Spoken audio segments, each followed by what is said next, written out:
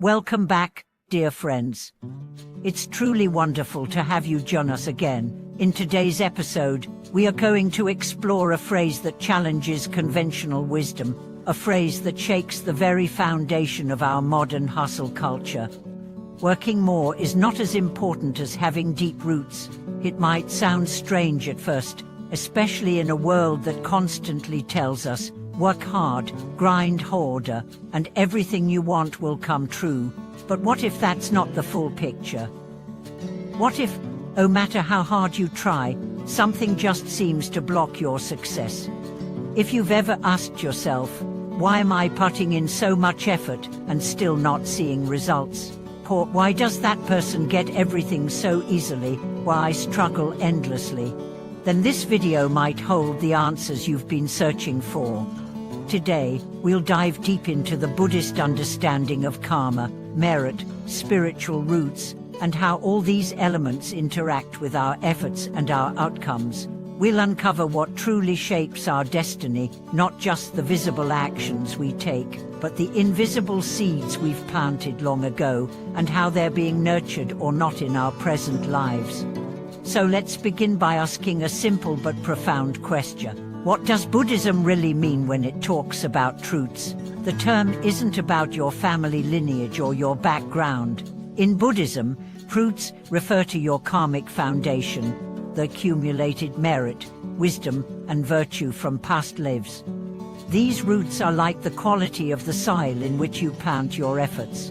No matter how diligently you water a seed, if the soil is barren, you won't get a good harvest. This idea is beautifully expressed in the Amitabha Sutra, where it says, one cannot be born in the pure land without sufficient good roots, merit, and supportive conditions. That means your spiritual progress, your fortune, your blessings, even your opportunities in this life, are influenced by what you've cultivated over countless lifetimes. Let's take a moment to reflect on that. Imagine two farmers. One has fertile soil, plenty of water, and healthy seeds. The other has dry, cracked land, little sunlight, and damaged seeds. Even if the second farmer works 10 times harder, the first will likely see better results with less effort. This is not to say effort is useless, far from it. But effort alone, without the right inner conditions, can become frustrating and ineffective. This explains why you may sometimes see people who seem to do so little but achieve so much. You might think, life is unfair. But Buddhism teaches us that it's not unfair, it's precise. It's the ripening of old karma, the blooming of seeds planted in former lives. And conversely, if you're working hard but not seeing results, it doesn't mean you're doing something wrong now. It might mean your spiritual roots need to be strengthened, your merit replenished, your karmic soul enriched.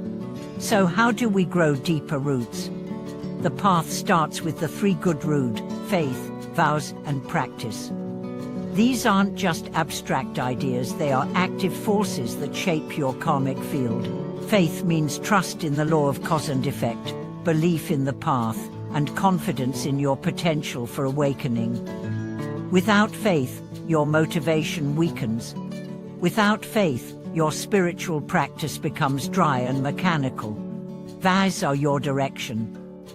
When you vow not just to seek blessings for yourself, but to help others, to alleviate suffering, to support the Dharma, your field of merit expands.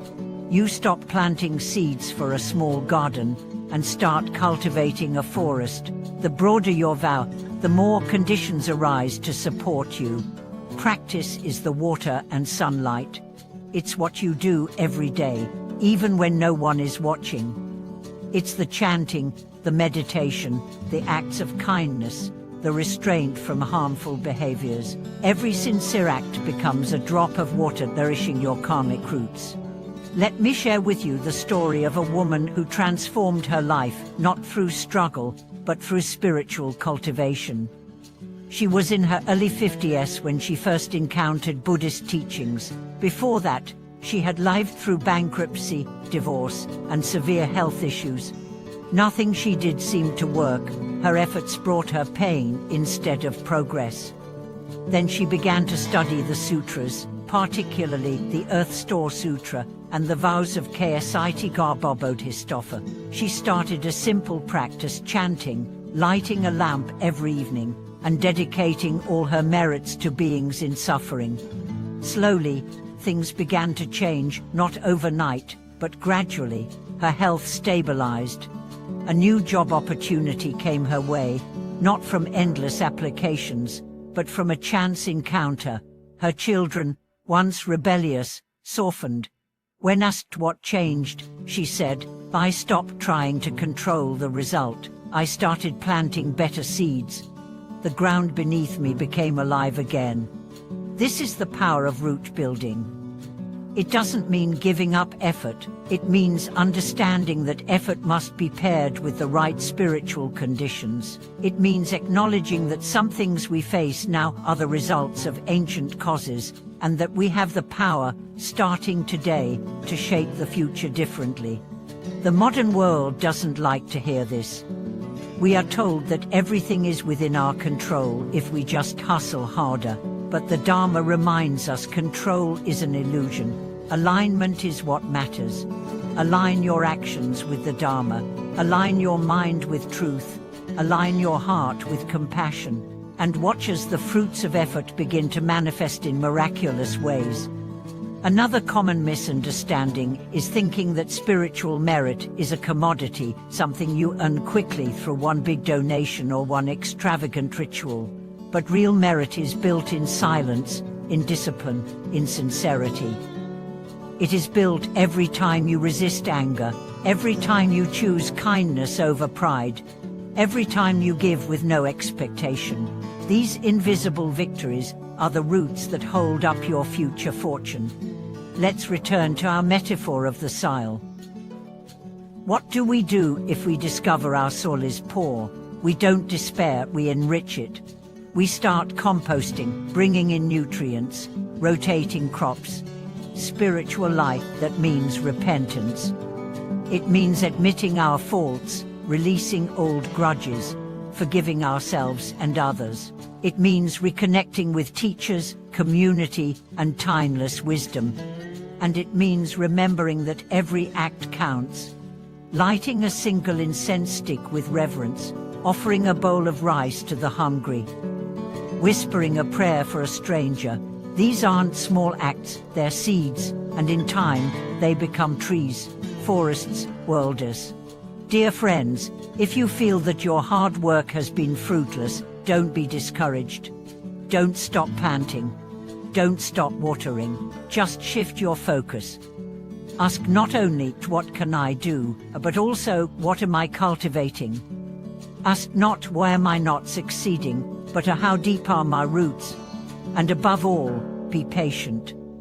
The Buddha never promised instant results. He promised the law of cause and effect.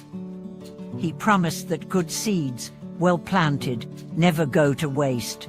They just wait for the right time. Thank you for watching this video. I hope it brought clarity, peace, and encouragement to your journey. If it touched your heart, please share your thoughts in the comments below. What seeds are you planting today? What roots are you growing? And remember, subscribe, like, and turn on notifications so you won't miss our next deep dive into the wisdom of the Dharma. See you next time.